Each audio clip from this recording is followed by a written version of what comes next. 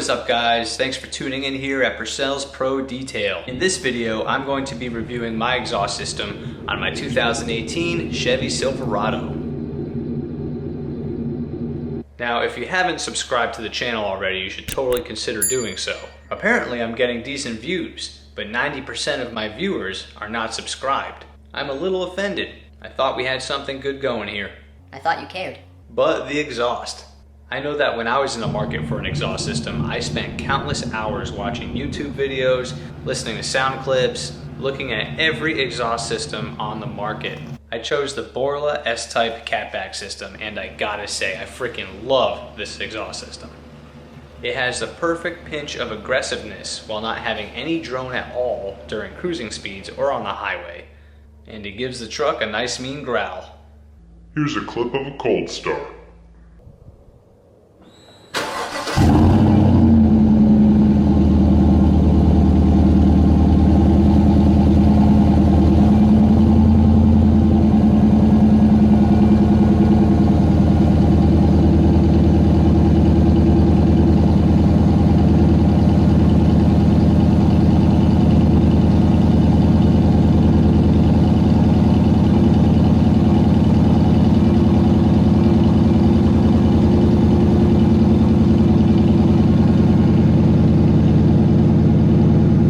If that doesn't scream bald eagles and stars and stripes, then I don't know what does. And if you're considering buying this and you're not in the United States, that's fine. I don't discriminate. Rev it for Canada, eh?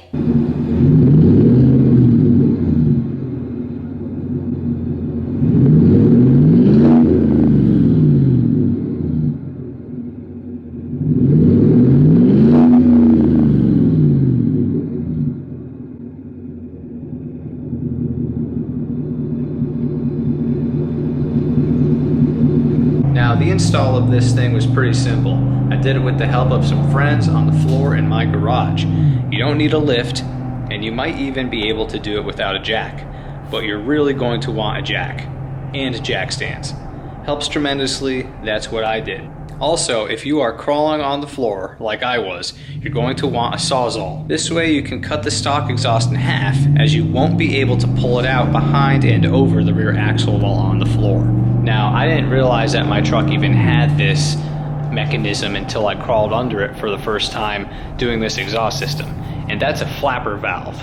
I had no idea what the hell a flapper valve was until I did this exhaust swap on my truck. Basically, it changes the pressure of the exhaust when it's going from V4 to V8. Now, I will admit there are a lot of exhaust systems out there. If you go too aggressive and too loud, that missing flapper valve, you're gonna wish it was there, because you're gonna get like a helicopter noise inside the cabin of your truck.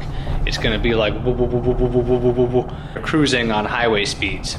Luckily, this exhaust, I don't have that problem. I've read a lot about that problem with other exhaust systems.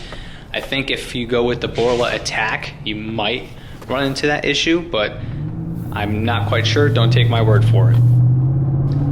Anyway, the removal of the stock exhaust was pretty easy. Cut it in half, pulled both pieces out. I'd say the only pain in the butt part was where it connects to the catalytic converter. That was a pain to remove. It took some smacking, some leverage. Definitely make sure you lubricate that flange up, that clamp, a day or two before, because even if it's a newer truck, that clamp gets really heated and really hot, and it rusts and bakes itself onto the exhaust. So if you lube it up with some PB Blaster or something the day before, soak the shit out of it, I promise you, you are gonna thank me. Everything bolted up pretty easily.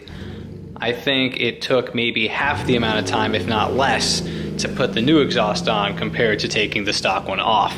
One thing you are definitely going to need, and I highly recommend it, is an exhaust hanger removal tool.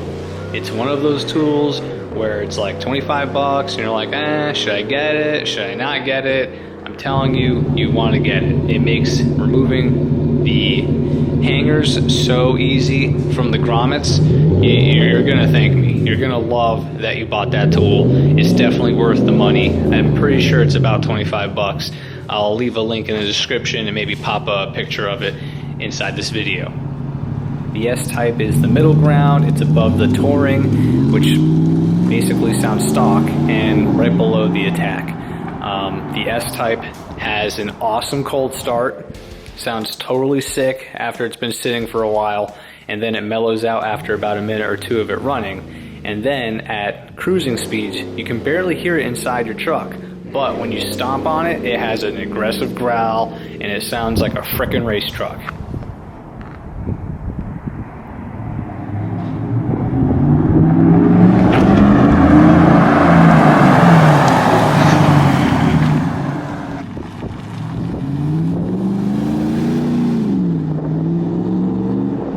If you found this video helpful, give it a big old thumbs up. Definitely subscribe, helps the channel out. Comment down below on your thoughts.